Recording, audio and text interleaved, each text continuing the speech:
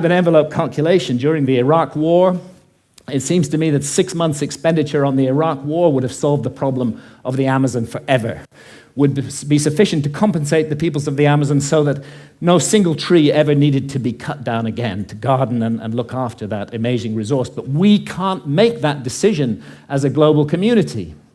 We can spend countless billions on warfare, on hatred, on fear, on suspicion, on division, but we can't get together the collective effort to save the lungs of our planet. And this is perhaps why shamans from the Amazon are now mounting a kind of reverse missionary activity. When I've asked shamans about the sickness of the West, they say it's quite simple. You guys have severed your connection with spirit.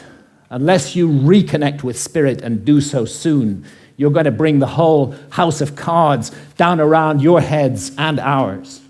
And rightly or wrongly, they believe that ayahuasca is the remedy for that sickness.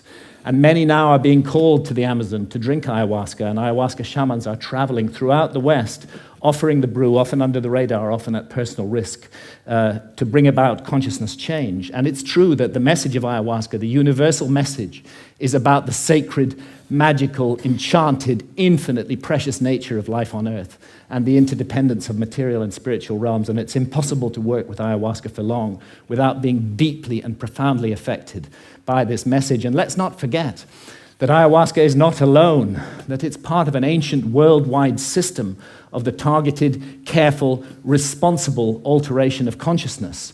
It's recently been shown by scholars that the kykeon used in the Eleusinian mysteries in ancient Greece was almost certainly a psychedelic brew, that the soma of the Vedas may well have been a brew based upon the Amanita muscaria mushroom. We have the DMT in the ancient Egyptian tree of life. We have the whole global cultures of surviving shamanism, and what it's all about is a state of consciousness that's designed to help us find balance, harmony. The ancient Egyptians would have called it Ma'at, with the universe, and to remain mindful that what we're here to undertake on earth while immersed in matter is fundamentally a spiritual journey aimed at the growth and perfection of the soul, a journey that may go back to the very origins of what made us human in the first place. And I stand here invoking the hard-won right of freedom of speech to call for and demand another right to be recognized, and that is the right of adult sovereignty over consciousness.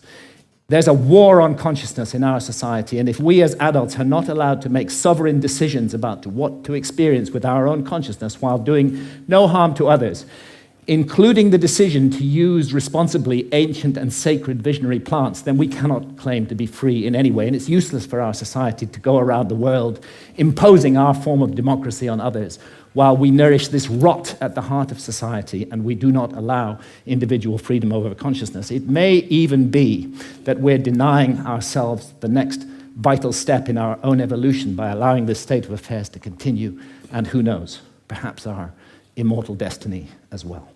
Thank you, ladies and gentlemen.